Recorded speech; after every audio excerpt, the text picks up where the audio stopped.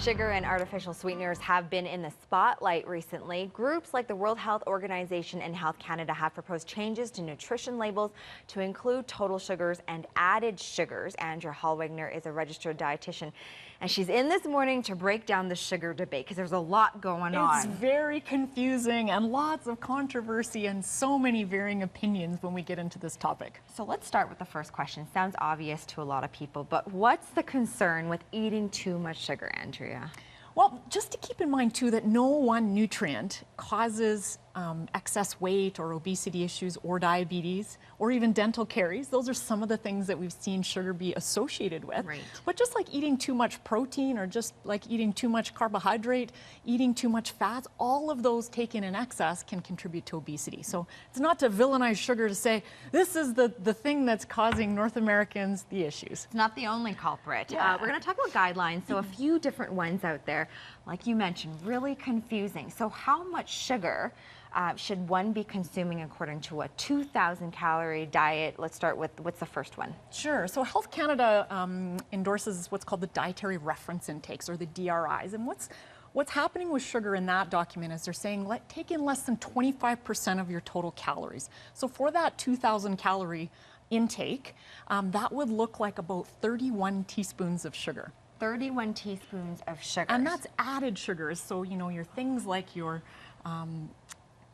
these sugars, white right? sugars, brown sugars. Right. What you don't find naturally in foods. Yes. Okay, so but 31 it could teaspoons. also be things like honey or maple syrup, things that are actually naturally occurring, but also added to foods like granola bars or cakes or cereals. Those types of things. Honey is considered an added sugar, although it's coming from a natural source. You bet. So that's the key thing to keep in mind is thinking about that. It gets very confusing on how things are defined. So 31 teaspoons of sugar a day based on a 2,000 calorie diet. How much sugar is that? How much added sugar is that? Is that like a liter of pop? Well, a can of pop has about 10 teaspoons of sugar. So when we're getting into the double-sized volumes here, things of course go up. Or if we think about a couple of cookies that you would buy in the store, even without icing, there's probably 4 teaspoons of sugar in there.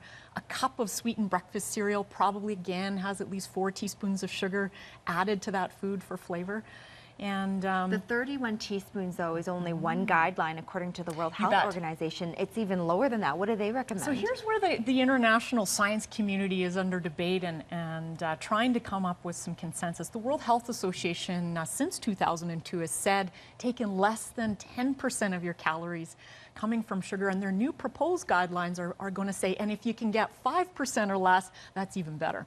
And so what that looks like, that 10% of your total calories for a 2,000 calorie diet is about 10 teaspoons of sugar per day. That's it, for added sugars. For added things. Okay, now let's break down the difference between added and total. So added is what you would add, so let's say white sugars, brown sugars, and then you have the other good sugars, in a sense, that you're getting from fruit and vegetables too. You bet. And let's keep in mind, sugar is carbohydrate. And carbohydrate is naturally occurring in your fruits, your vegetables, in the form of fructose and glucose, and then also in lactose-containing foods such as your milks and your yogurt. So those are naturally occurring, which is why when you look on a carton of milk or on a bag of baby carrots, you're going to see there's total sugar. And you think, well, they didn't put anything in there. That's just what's naturally occurring in that food. In your opinion, though, you feel like added sugar should be the only thing on the label when it comes to sugar instead of total and added. You think added is perfect? Total sugar, to me as a dietitian, I can't think of many situations that would be really relevant.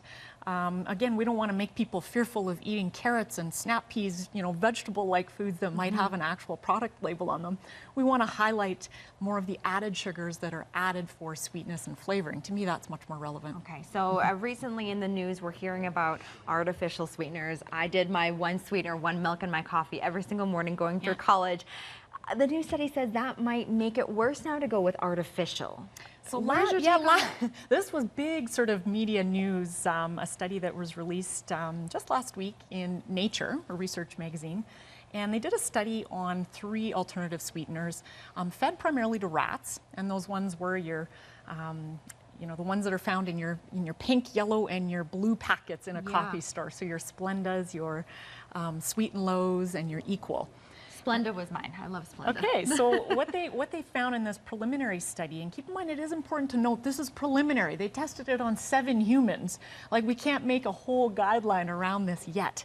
What they found is that when rats and the small human trial was fed these sugars, it elevated blood glucose. And that was a surprise for researchers because technically they're sugar-free. So why are they actually increasing glucose intolerance or making it more difficult for your body to handle sugar? And what they're finding is that there was something going on in changes in your gut bacteria. And so the big thing to take from the study is very interesting, great information for us to know. We got to do a little bit more research to know what we do with that now. Okay, so don't run for the hills, just use it as information. Yeah, and you know, keep in mind when we look at alternative sweeteners, they're the most well-tested food additives of pretty much most additives in history, and Health Canada is still saying stick within the safety guidelines of what they call the ADIs, or the acceptable dietary intakes. You can certainly Google that on their website and find out a little bit more about what that means.